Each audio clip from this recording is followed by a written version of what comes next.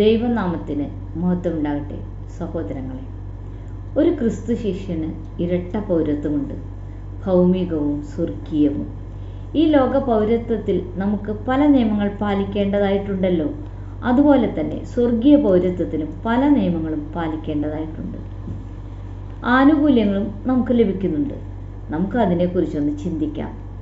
യേശു ഈ ഭൂമിയിൽ ജഡത്തിലായിരുന്നപ്പോൾ പരീശന്മാർ യേശുവിനെ പരീക്ഷിക്കാനായി സീസറിന് കരം കൊടുക്കുന്നത് നിയമപരമായി ശരിയോ എന്ന് ചോദിക്കുന്നുണ്ട്. അപ്പോൾ യേശു നൽകുന്ന മറുപടി ശ്രദ്ധിക്കൂ. ലൂക്ക 20:25.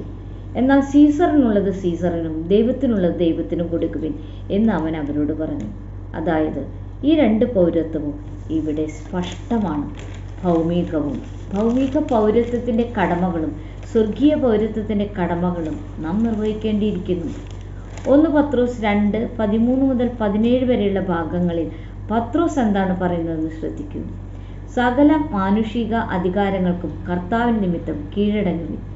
സർവ്വ അധികാരി എന്ന് വെച്ച് രാജാവിനും ദുഷ്പ്രവൃത്തിക്കാരുടെ ദണ്ഡനത്തിനും സൽപ്രവൃത്തിക്കാരുടെ മാനത്തിനുമായി അവനാൽ അയക്കപ്പെട്ടവർ എന്ന് വെച്ച് നാടുവാഴികൾക്കും കീഴടങ്ങുവിൻ.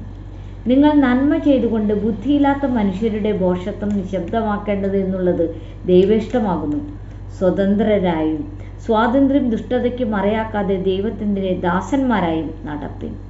എല്ലാവരെയും ബഹുമാനിക്കുവിൻ, സഹോദര സമൂഹത്തെ സ്നേഹിപ്പിൻ, ദൈവത്തെ ഭയപ്പെടുവിൻ, രാജാവിനെ ആദരിപ്പിൻ. ഈ വചനങ്ങളാൽ നമ്മോട് നിർദ്ദേശിക്കുന്നത് ദൈവരാജ്യത്തിലായിരിക്കുന്ന ഒരു ഭൗമരാജ്യത്തിലെ പൗരൻ്റെതായ എല്ലാ കടമകളും അവൻ നിർവഹിക്കുകയും അവകാശങ്ങൾ സ്വീകരിക്കുകയും വേണമെന്ന് തന്നെയാണ്.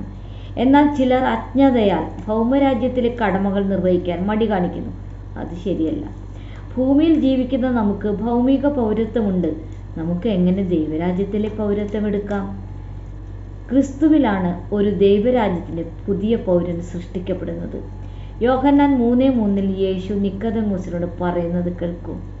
യേശു അവനോട്, ആമേൻ ആമേൻ, ഞാൻ നിന്നോട് പറയുന്നു, ഒരുവൻ പുതുതായി ജനിച്ചില്ല എങ്കിൽ അവന് ദൈവരാജ്യം കാണാൻ കഴിയുകയില്ല എന്ന് ഉത്തരം പറഞ്ഞു. 3:5 വീണ്ടും പറയുന്നു. അതിന് യേശു, ആമേൻ ആമേൻ, ഞാൻ നിന്നോട് പറയുന്നു, ഒരുവൻ വെള്ളത്താലും ആത്മാവിനാലും ജനിച്ചില്ല എങ്കിൽ ദൈവരാജ്യത്തിൽ കടക്കുവാൻ കഴിയില്ല. അതിനാൽ സഹോദരങ്ങളെ, ദൈവരാജ്യത്തിൻ്റെ പൗരത്വത്തിന് ഉള്ള യോഗ്യത എന്താണെന്ന് മനസ്സിലാക്കി അത് നാം അനുവർത്തിക്കണം.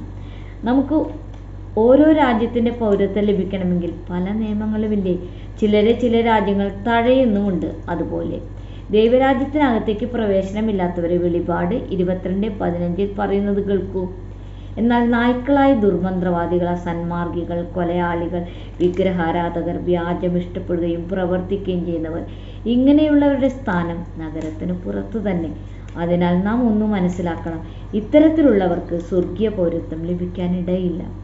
ദൈവരാജ്യം നീതിയുള്ള ജീവിതമാണ്, സമാധാനമാണ്, പരിശുദ്ധാത്മാവിലുള്ള സന്തോഷമാണ്.